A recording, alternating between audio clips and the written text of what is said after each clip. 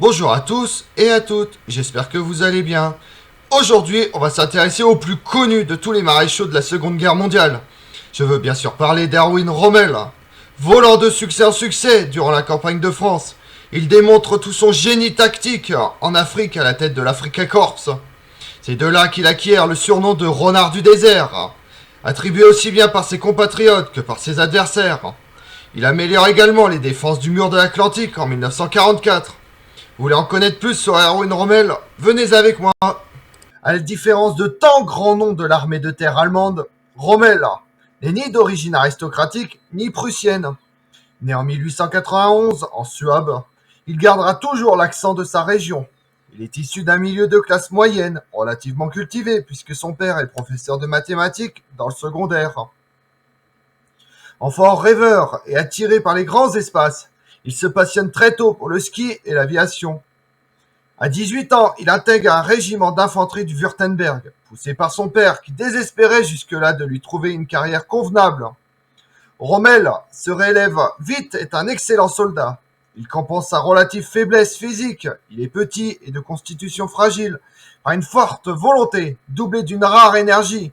Zélé et courageux, le sous-lieutenant Rommel peut espérer atteindre un jour le grade de major. Personne alors ne pourrait entrevoir la formidable ascension qui le mènera au grade de maréchal. Il s'engage rapidement, en 1910, comme élève officier de l'armée allemande du Kaiser. Il se montre un soldat discipliné et endurant, apte au commandement. À la veille de la Première Guerre mondiale, il est versé dans un régiment d'infanterie où il commande une section.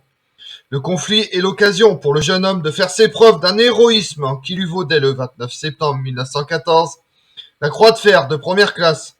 Il est ensuite reversé dans les troupes de montagne et à cette fin redirigé d'abord dans les Vosges, puis sur le front italien.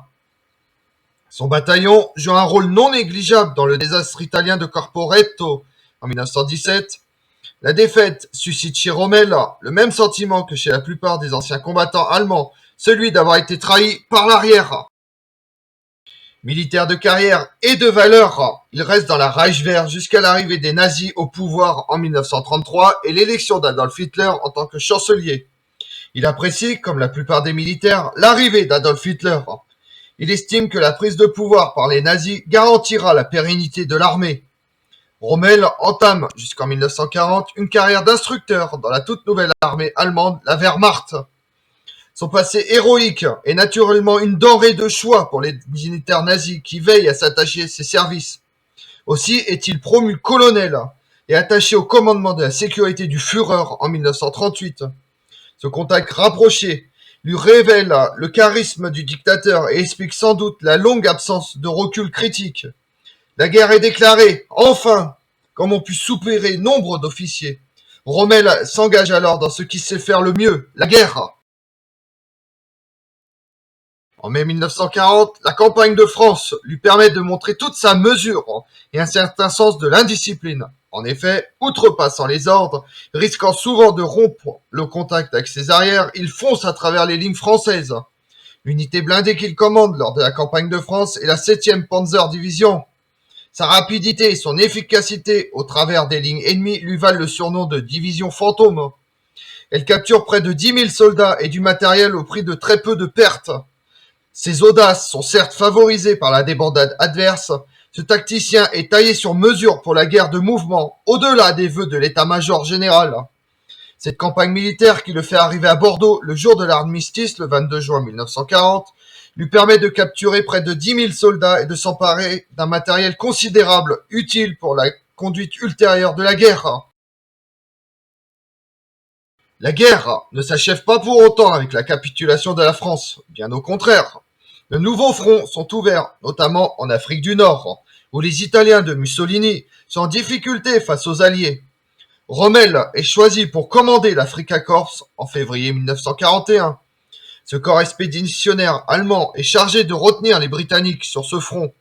Si la partie s'engage favorablement pour les forces de l'Axe, grâce à une armée allemande bien équipée et une meilleure tenue des troupes italiennes, l'acclimatation des soldats et l'adaptation du matériel à la chaleur et au sable du désert posent des problèmes.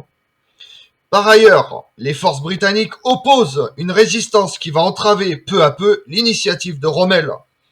Si l'armement allemand est globalement supérieur, sa quantité laisse à désirer, d'autant que son renouvellement est soumis à une logistique aléatoire. Or, l'approvisionnement en pièces mécaniques, en armes de remplacement dépend du trafic sur la Méditerranée, largement sous domination de la Royal Navy. Peu à peu, ces carences en équipement affaiblissent la puissance offensive de l'Afrika Korps.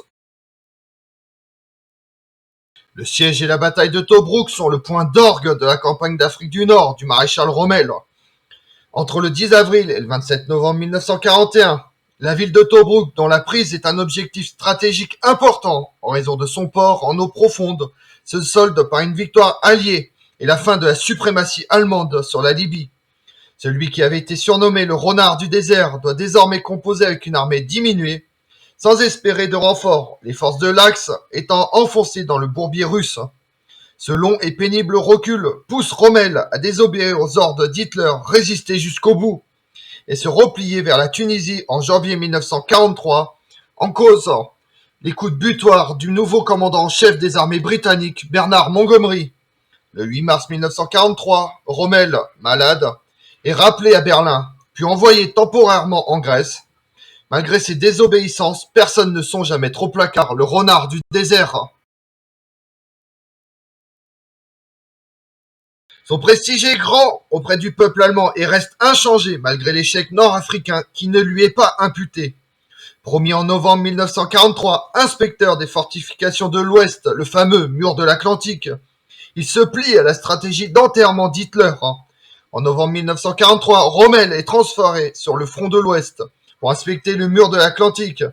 Il en renforce les dispositifs de défense en minant les plages et les champs avoisinants jusqu'à une dizaine de kilomètres à l'intérieur des terres.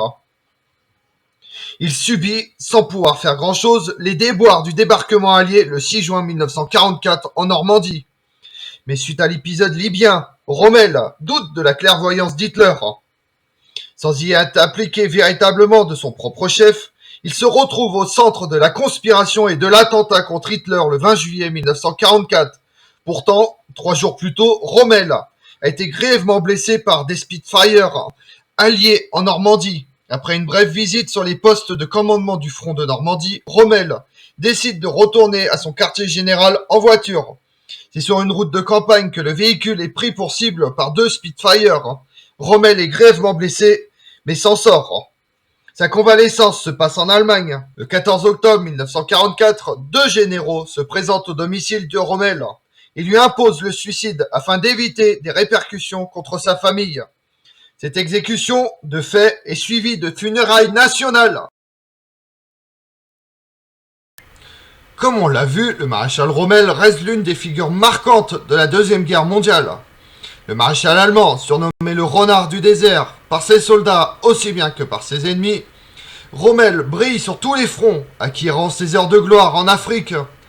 Même dans la défaite, son aura reste intacte.